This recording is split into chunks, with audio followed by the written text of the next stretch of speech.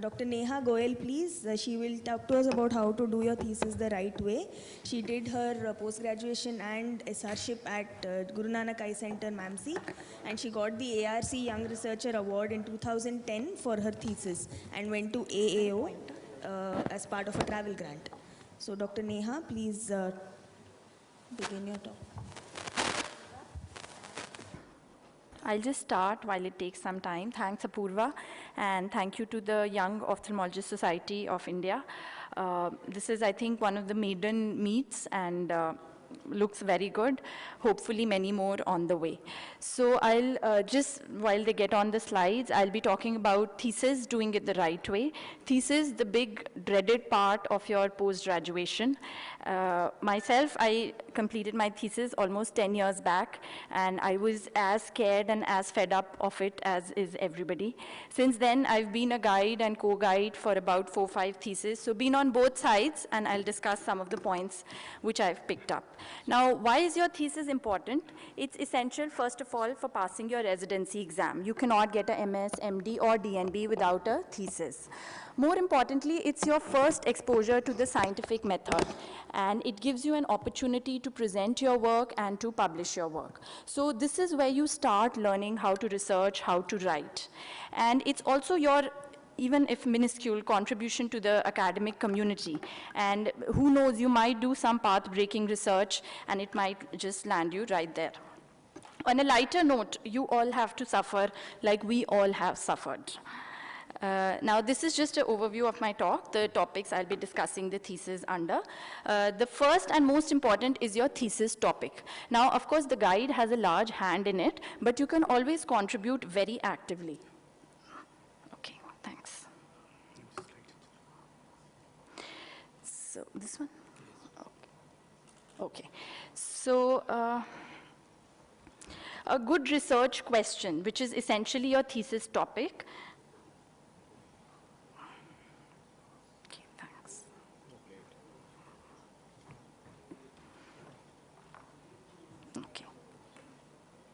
Thank you. So a good research question, which is essentially a thesis topic, should be what we say the finer criteria. It should be feasible, which is most important. You should have adequate number of subjects. You should have the resources. It should be affordable for your institute and manageable by you. It should be interesting for you not to leave it halfway through. Novel. And novel doesn't mean that it'll be something very new. It can be an extension of previous findings, or it can, in fact, confirm or refute these previous findings. It should be ethical, that is, of course, important, and relevant, not just today, but also 2 years down the lane when you complete your thesis.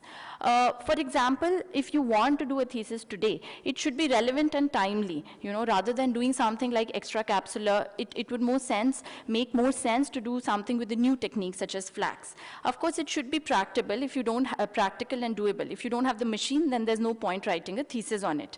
And not necessarily you do a pilot study. You can also expand previous knowledge. For example, seeing the feasibility in different kind of complex cases. And at times, you might just get an idea which is so groundbreaking and cutting edge that you don't need anything else. So what is most important is a good literature review, and then you brainstorm based on that. So once you have your question, you should also stick to the PICO-T format, which means you should clearly define the population, intervention, comparison or control, outcome, and the time duration. Now, the second part, the dreaded, I say dreaded, thesis protocol, because you've just entered your first year PG, you are getting oriented with post-graduation and ophthalmology, and suddenly you are expected to make this format, which looks so formidable, a 15-page thing, which is going to be your operating manual. So my first and most important tip is talk to your seniors, connect with other postgraduates of the same guide, and their help is going to be invaluable. 2 points are important. Involve the statistician early on. Don't wait till you get your thesis data, because it is at this stage that they will tell you what should be your sample size and what should be the proposed analysis of data. Otherwise, it's just a mess when in the end you have to go back and change everything. Secondly, a thorough literature search is very important. You spend all your time finding a topic, and then you just go and see that it's already been done 10 times before. That's counterproductive. And your guide is not going to search the literature literature as well as you, mind you. So PubMed, Cochrane Library, Google Scholar, all these are aids which will come to you, and it's helpful, like was mentioned before, to get passwords for full text from your friends and seniors. Now, I'll just go over briefly over what you're supposed to write, both in your protocol and your thesis, so that there's no overlap between these headings. So introduction has a brief description of the disease or condition.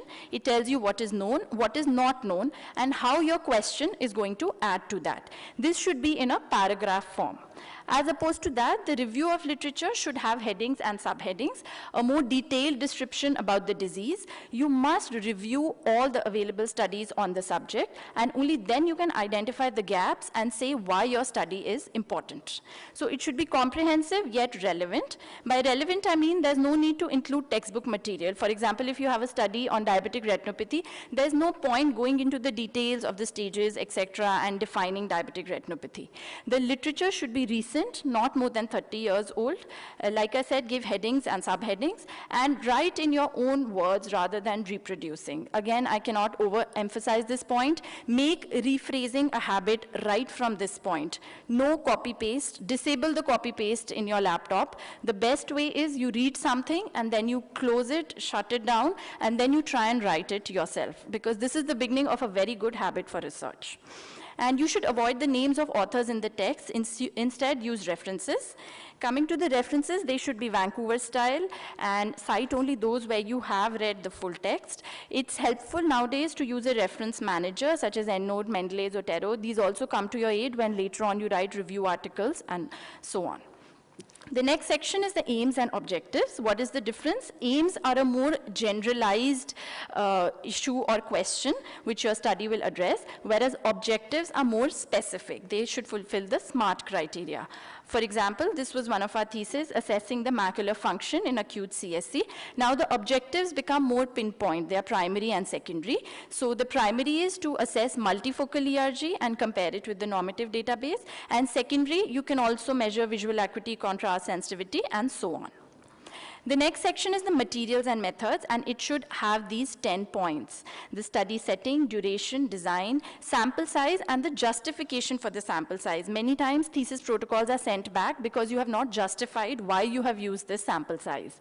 The study sample, intervention, outcome measures, follow-up, statistical analysis, and a statement about the ethics. So these are some examples of the sample size.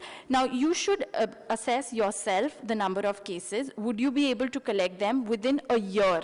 And this is including the follow-up of, say, maximum 6 months more. You don't want to keep it till the last minute of your thesis. And for this, you should look into the OPD numbers, talk to your seniors, and guide. Statistical analysis, again an example where all this should be mentioned, where you are entering the data, what method you are using, what software you are using, how you are going to handle missing data, etc.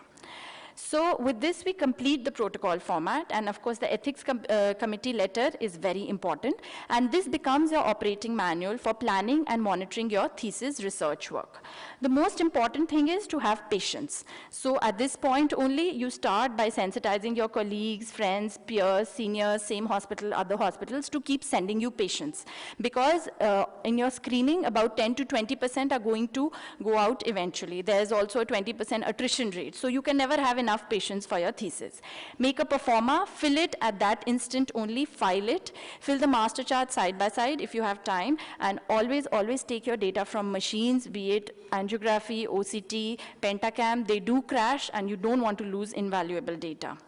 So once you've collected the data, you organize it, put it into tables and drafts, analyze it with the help of a statistician, and finally interpret it. Another point I want to highlight is the ethics. It should start from the planning and extend actually throughout your life. You know, common issues like informed consent, confidentiality are very important. Never fabricate or make up data. Don't change values. And of course, like I already said, never use other people's words without properly referencing them. So don't fabricate data, move it on a graph. Don't manipulate images or hide bad results. And this is actually true. You bring dishonor to everyone, to yourself, to your seniors, to your institute, forever. So you must follow ethics. Now, finally, coming to writing your thesis, now you are only left with two additional things, the results and the discussion. Results, you just mention what you found in your statistics, incorporate tables and drafts, and discussion is the one which you should give more time. You must summarize the results, compare it with previous studies, and give possible explanations as to what you have found. The drawbacks are very important, you must mention that as well, and the implications and applications, they constitute the conclusion. I'll just take 30 seconds more. The summary of your thesis should be a standalone section which will ideally tell what was done, why it was done, and what was found. Now, writing your thesis takes up a large amount of time in your post-graduation. Actually, thinking about writing your thesis takes up a large amount of time, and actually writing it takes very less time. So this is a proposed time schedule where you can see the data collection should take the maximum amount of time, and analysis doesn't take much time. And even before the analysis, you can start writing your review and methods so that by the end, you're only left with the results and discussion and no sleepless nights for you. So a well-written thesis is concise, clear, it pays attention to grammar, punctuation, details, and is properly formatted. Now, what more? Your thesis is literally your baby. You'll always feel confident about this topic. Wherever you see it, you'll find an affinity to it. Wherever you hear it in conferences, you'll always remember your thesis throughout your life. And how can you accentuate it? You can present it. Don't wait till the thesis is complete. Even your interim analysis, 3 months, 6 months, you can present at state, national, and international conferences. And the Young Researcher Award, which Purva mentioned, this is one of my most prized possessions, the thesis award, which won me a trip to the AAO, and we should all aim to get something like that, which makes you happy after all the hard work you've done. Publications, not just one original article. Of course, if you get that, that is good. This is the first thesis that I guided my candidate Abhinav, and it's just been published in OSLI. Of course, it makes you very happy. You've contributed to academics. But you can also take out case reports and case series or even simple letters to the editor out of your thesis, and they will keep pushing you to do more. So finally, thesis, don't take it as a burden. It's definitely not boring. It's the beginning of your career, which may be involving research to a large extent, and it can take you to new heights. Thank you. Dr. Neha, that was a beautiful presentation on doing the thesis the right way. So, any questions? No, I thought questions at the end. Any questions?